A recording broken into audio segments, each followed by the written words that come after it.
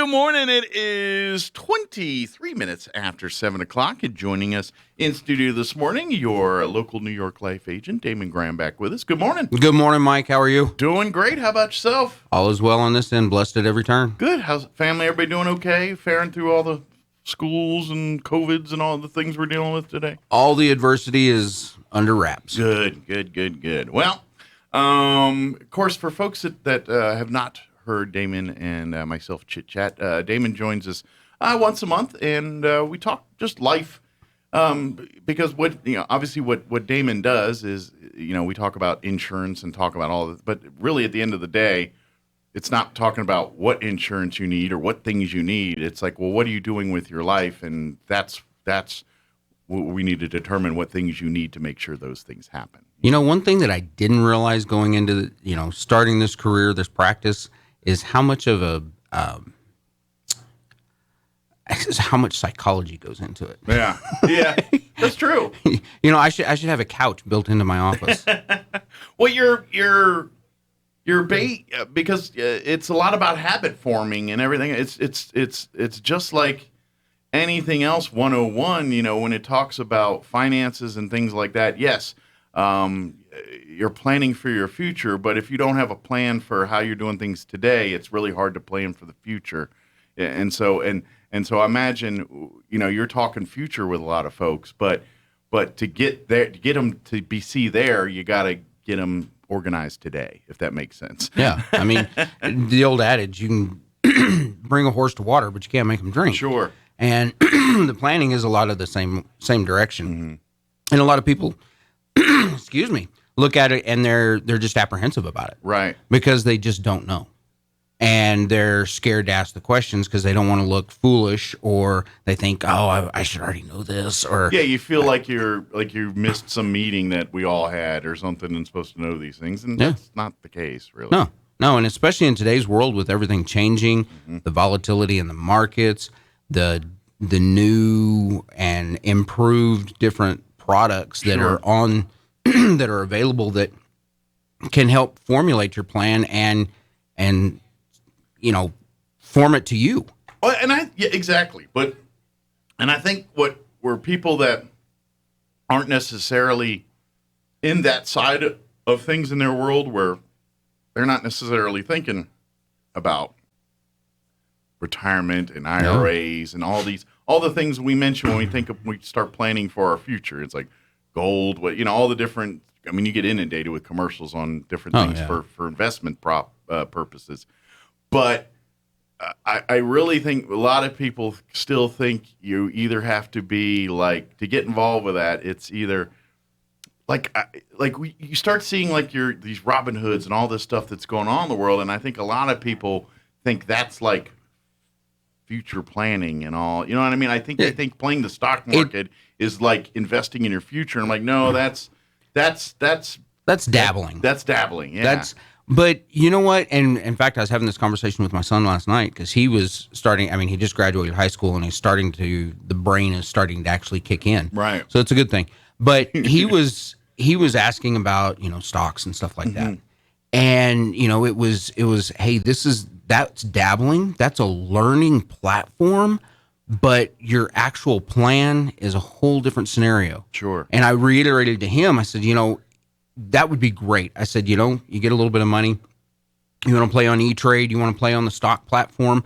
That's phenomenal because you'll learn a lot and it'll force you to learn. Sure. I said, but the biggest caveat to that one, and I tell all my clients this, is if you're going to play in that realm, whatever you're playing with, make sure that it's completely disposable. It's just like going to Vegas and hitting the slot machines. If you're not prepared to not win that money, you better not play with it. Exactly. And it's the same thing with those stocks. Exactly. But it's a great learning tool. Yeah. And, there's lots of people that make, money off of it. Sure. But realistically, if you're going to go that direction to make that a part of your plan, you better have lots of hours. Yeah. And lots of strategy to put into it. But then you can actually take some of that strategy and use that and the knowledge that you gain from. Sure. To be more proactive, a slower, solid based plan for your finance. Well, it's just like, we talk about stocks and all this stuff. I mean, yeah, when you're talking about IRAs and things, it's in essence getting your foot in those games, but it's a lot safer. It's not you don't have to go run around going buy, sell, buy, sell, buy, sell. It's Exactly. you're letting someone like Damon handle that kind of stuff and do all that. But again, you set those up based on what your goals are. If you're a little older and you're like, I need to get more money quicker, then you get a little riskier investments with your IRAs and things. If you're younger and you got a long time before you're going to tap into that, then you pick stuff that's a little safer. Negative. That'll build. Or am I going the wrong way? You're going the Oh, I'm wrong going way. the wrong way. Okay. If you're young then and you've got time on your side, that's exactly. Makes sense. Gotcha. You can go as risky as it will allow you. As you will allow yourself, because you don't want to stay up at night worrying about it. But Gotcha. you have to know going in that you've got 20, 30, maybe even 40 years on your so side. If you lose your deal, you got time to recoup it. That makes sense. And the volatility in the market, a lot of people are scared of it. They're like, oh my gosh. But realistically, volatility makes opportunity. Because if you always keep in mind, buy low, sell high, what does volatility do? It gives you opportunities to buy low. And, even now what comes up must come down and vice versa. Yeah. And now even with ETFs, they're traded throughout the day. Most of the time, like mutual funds, those are all settled at the end of the day. Well, the ETFs are traded throughout the day. And so you can catch some highs and lows. I mean, that's still a lot of day trading type scenarios, and you've got to be watching it and you've got to be doing this and that. But it does give opportunity. But realistically, setting up your risk tolerance, which is something that we go through and figure out how risky do you want to be. And so if you're young and you've got a long time, lots of years on your side, that within that time frame, we're going to have ups and downs. I mean, typically within any 20-year time frame, you're going to have 2, 3, maybe even 4 down type markets. Well, if you know that, it's just giving you opportunity that in those downside markets, you can put more in. Take advantage of the upside, because one thing that has always happened since the inception of the market is when it goes down, it comes back up stronger. So if you've got enough capital or enough investment to keep in the game, then you're going to be all right. Exactly. So it's most of it's education.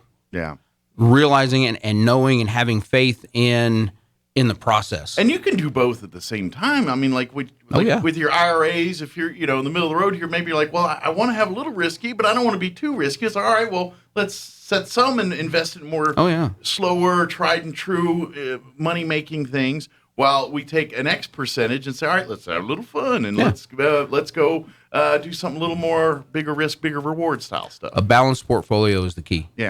So you've got enough risk in there to get the gains that you want, but you've got enough conservativeness in there to balance offset it, and give you the stability to go, okay, if the market does downturn, that conservativeness will help you bounce. It's just like, for cowboys and things, learning to ride that horse, the wild horse. It's once you understand how the horse operates, then you can navigate it pretty well. But till you and the horse get on the same understanding, not a whole lot of things happen. Stock market's kind of the same way. If you understand how it works and flows, you can navigate it pretty well. But if you know just a little bit, that could be very dangerous. And so the guy that thinks they know how to ride the horse versus the person, it's no different. I mean, you just got to study, and that's where Damon comes in, because most of us, let's face it, we're not the ones are an expert in all this. And just because you open up the Wall Street Journal and looked at stock numbers for a couple weeks straight doesn't make you an expert either. So that's where you can talk to Damon and let what you think you know and what you want, and then Damon can turn that into an actual plan that will be something that is exactly what you want, but at the same time doesn't hit some of the risks and things that you're implementing in what your knowledge of it. Exactly. And there's interesting concept that a lot of people aren't aware of, but a blend of the market and life insurance. You have variable universal life products that And it's a little complicated, but with a little understanding, you can look at it and go, now I can have my life insurance and my investment in the same type package.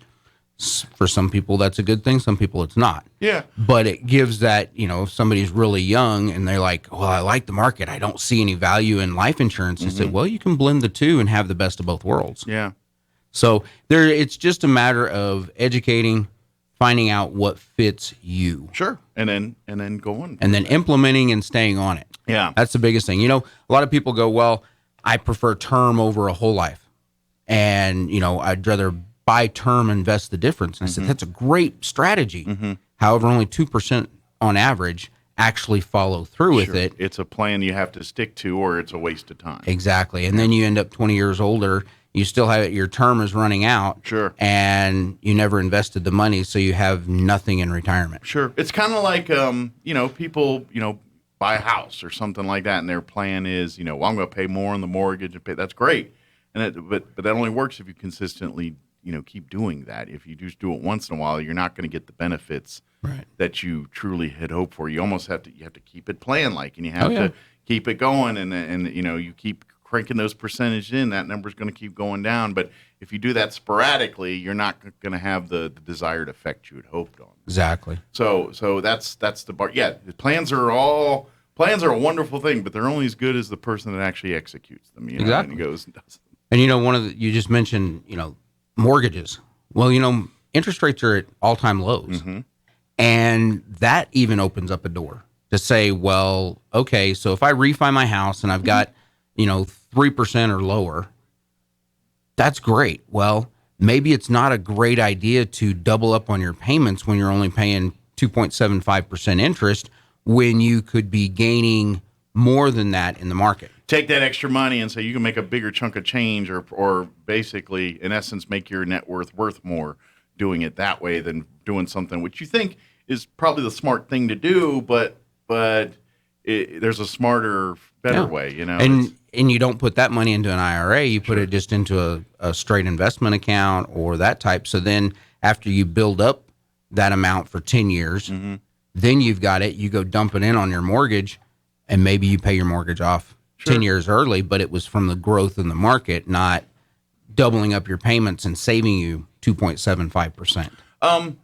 Now, this is probably getting into the conversation part where you start talking to individual people, and I don't know, but can that strategy be applied for other debts you have as well, or just your mortgage? No, I mean, anything that you can save interest on and use that or have more growth in, you can shift and change. And because I'm just thinking debt consolidation loans, things like that. I mean, they're good and bad. I mean, it's just depending on, again, if you follow the plan or not and all of that.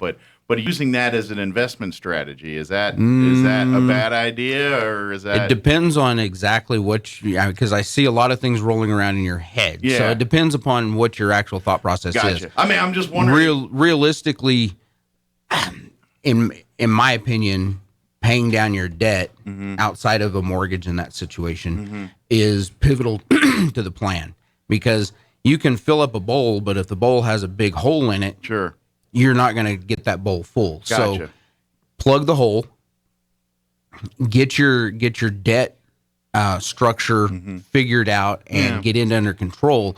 Then you can start taking those steps out and saying, okay, this is where I want to move to. Because I guess in my head, what I was thinking, if someone's trying to do because a lot of times people get a debt consolidation and make it so that they're basically making one debt payment each month. And in essence, it's a cheaper sum than they would have paid outright. And I'm wondering, if someone's using the ideology of, I got a debt consolidation loan, I'm taking the extra money, I'm not paying out my debt and investing it.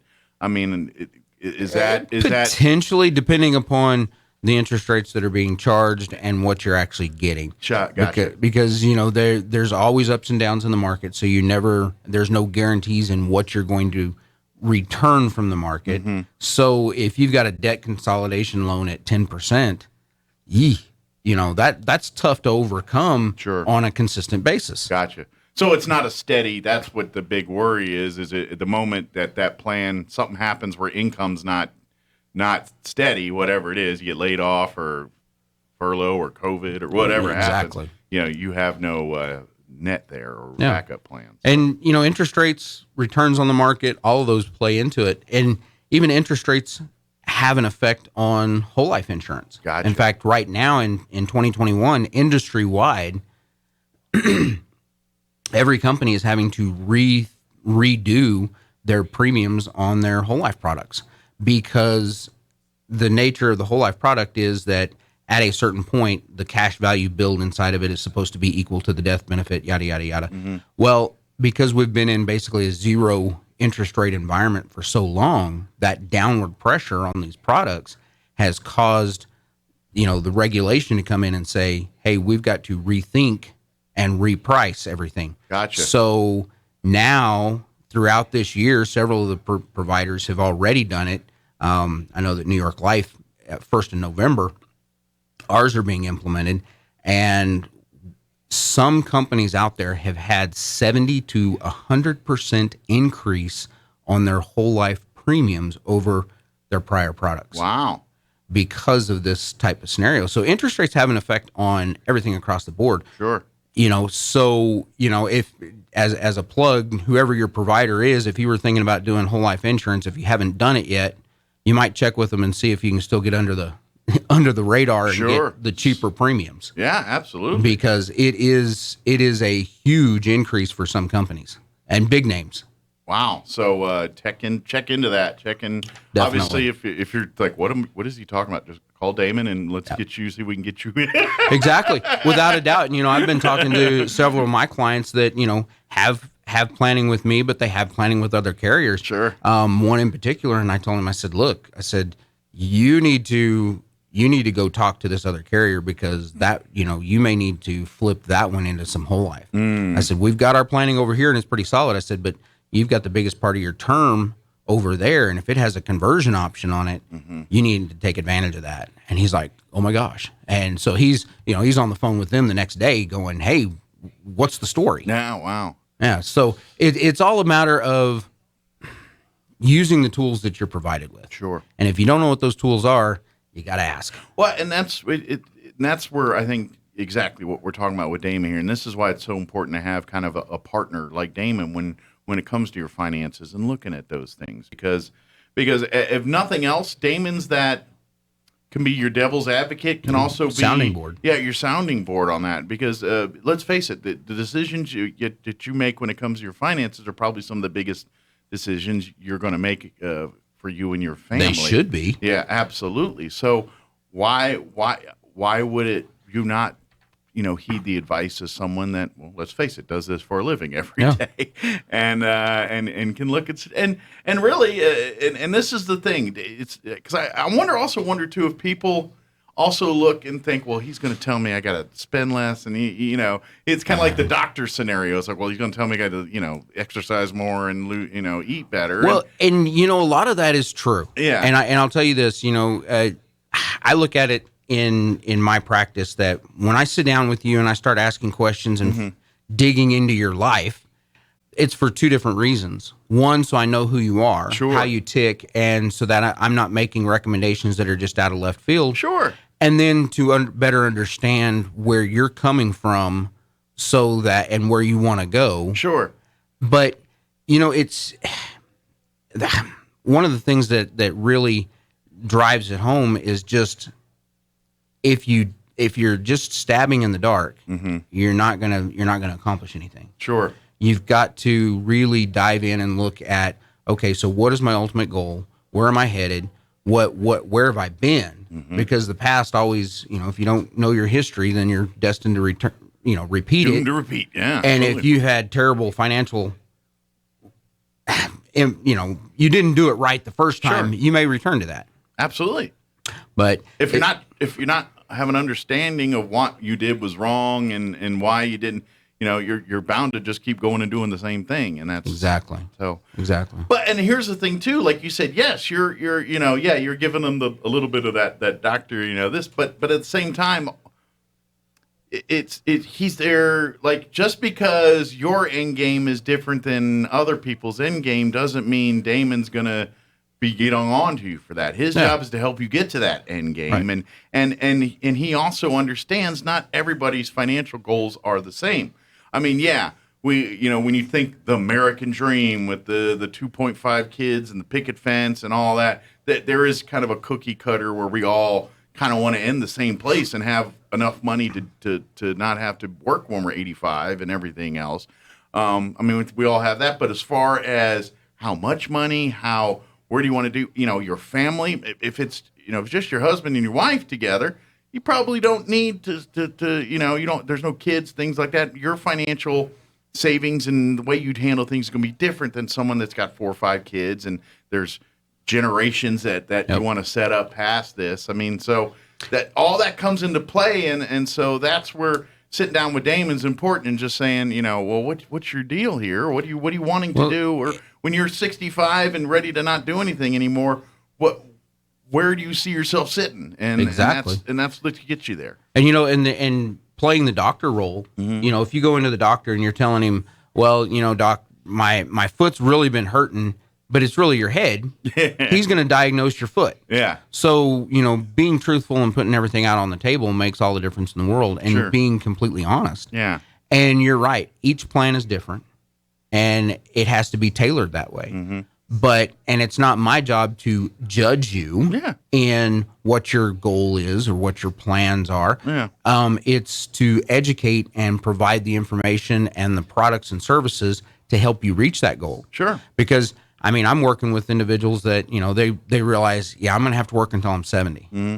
And then there's others, I'm working with, some that, hey, by 55, I want to be done. Yeah, and either one's okay with that. It's just what you want to do. Perfect. And that opens up a whole new line, because most people look at it and they go, I can't stop until at least 65. Mm-hmm. And the reason for that is Medicare. Health insurance is so expensive. Sure, that's a magic number for a lot of people. Exactly. Yeah.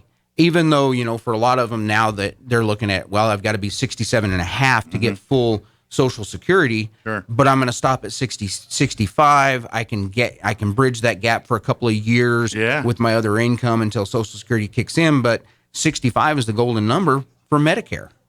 Just to give a quick, example of, my in-laws, my mother and father-in-law, they're financially set. They're well off. He's an accountant. They've done, they're good to go. But just a year or two ago, a couple years ago, they hit that threshold. And you would have thought they hit the lottery the way they were acting. I was like, yeah, we can now get Medicare and do. It's so much of a money save for folks. And like I said, they're fine financially. Right. They got money. They're able, but for them, because most people don't think that, that's everybody. Once you hit that 65 and that Medicare kicks in, that's a game changer for many seniors at that point. Well, you figure you just gave yourself anywhere between $600 and $1,200 a month raise. Exactly. Yeah. And and when you stop and think of it that way, it's like, well, if I had an extra $600 to $1,200 a month, what would I do with it? Yeah. Oh, well, good grief! I could, in 3 months, I can take a trip. Yeah. I just save that up, and we can go on a trip. We can go sit on the beach. Yeah. So it is a game changer. Now, something I know we're running out of time, Mike, but one thing that I do want to throw in is the importance of workplace benefits. Yeah. And because I look at the whole picture, and workplace benefits have a big part to do with your overall plan, because, life insurance that you have there or your 401k, how it's structured, all those different things play into what latitudes you have in planning with me or your advisor. Sure. But one thing I did want to stress is something that I have, and I think I mentioned it the last time we were on, is the importance of your beneficiary and transfer on death designations with your workplace benefits. Okay. Because if you're working with an advisor, they should stress upon you the beneficiary structure that with the products that they're putting in place and having multiple Hopefully levels. That's what they're doing. Exactly. If they're not, then ask them why not. Okay. But workplace benefits are a lot of times overlooked. And, you have your spouse as your primary beneficiary, and that's all you have. Well, I've run into several situations in the last several months where both spouses deceased within a very short period of time. Okay. And that created huge amounts of issues, especially when the spouses didn't have a will to pass things on to their kids. But those workplace benefits now have to be drug into the estate and probated. And once you probate, and it opens the door to a lot of things. And I won't get into the legalities because I'm not, a lawyer. Sure. But once you're probating, it opens the door to creditors. Gotcha. You're not as protected as you once thought you were. And then even workplace life insurance benefits, if they had the right beneficiary designation, would go straight to a beneficiary. Okay. In the state of New Mexico, tax-free in most instances. Whereas once they're drug into the estate, that they lose those protections. Not totally, but it all depends upon the size of the estate and the scope of this estate.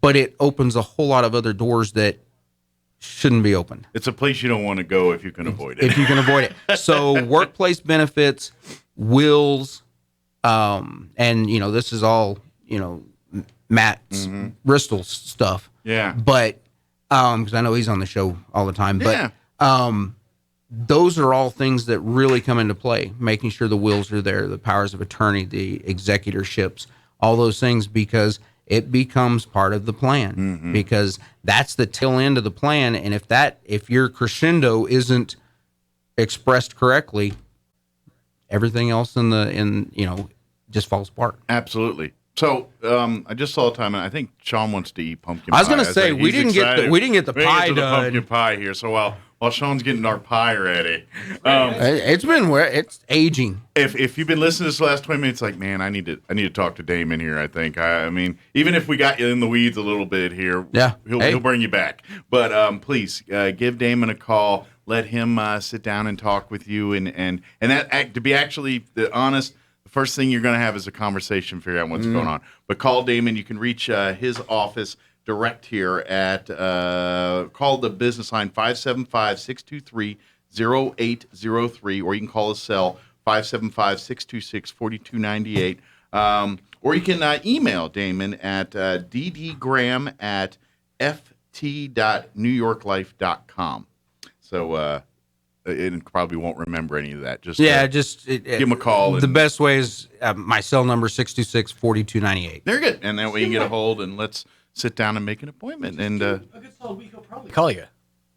I'm just saying, he's got a list. He's gonna make his way around. And you got the good bite, by the way. I do. That was a wasted bite, man. He opted for the in piece. I'm an in. You're a father. I can tell you. You're like, no. You go ahead and have the good slice. I'll be over here and just nibble this in piece. What's the Chris Rock bit? I just wanted the big piece of chicken. That's all right. So I'm going to rely heavy on y'all's opinions. All right. So these are the McCafe pumpkin cream pies. They smell good. They smell pumpkin-y. Got a very fall time. You know what this always reminds me of is waking up on Thanksgiving morning while everything's being made and watching the Macy's Thanksgiving Day Parade. That was my favorite. That's always my favorite part of Thanksgiving. Why weren't you in there helping? Because I was a child. Nobody wanted me in the kitchen. Trust me. Up until I'm 37 now. Still look at it like that. I'm a child. All right. I'm supposed to be in the living room watching the Parade the Dog Show. They're making magic happen. I'm gonna try this pie. Parade the Dog Show. Parade the Dog. You know what? I got good. Oh, that's real good. I'll tell you in a minute. Yeah. I like the cream on the side because it's not full pumpkin. It's very, You nailed it's friendly on both sides. Like I said, I don't like pumpkin pie, but because there's more cream than pumpkin, I like it. Well, you've always got to have at least 3 inches of whipped cream on the top of pumpkin pie. Because it's the creams to pumpkin ratio is heavy cream. I actually like that better. It's not bad. It really is. And then with the brown sugar or whatever they sprinkled in there. Yeah. Cinnamon. Yeah, cinnamon. That's on point. Pumpkin spice. Yeah, definitely. Yep. Oh, that's a keeper. That's a limited time deal, right? It is. Yep. Seasonal. Yeah. So I imagine you probably got this month, maybe into November a little bit. Oh yeah, get it before it's gone. And then they'll be going on to Christmas flavors. Yeah, because then they move on to the custard pie. The holiday pie, which is always it's like custard with sprinkles. Chocolate pie. Bring it back. Chocolate. You know what I say? Anything chocolate. Fried. Bring back the fried pie. Yeah. Yes. Heck yes. Oh, yeah. Everything's good Beef fried. tallow. Bring it back. That's how they used to make fries. I'm telling this to the life insurance guy. I love fried. Hey, that's okay. I love fried so much. I fry my my cholesterol meds. I There just you fat go. fry them and I See? eat them. That well, and that's okay because you just have to pay higher premiums, That's right. which means I get bigger commissions. So That's right. yeah, if you Fry want away. yeah, fry away. It's all right. Yeah. Well, thank you, David. No, Appreciate thank it. you, Mike. Anytime. We'll see you next time, and Sounds good. appreciate you.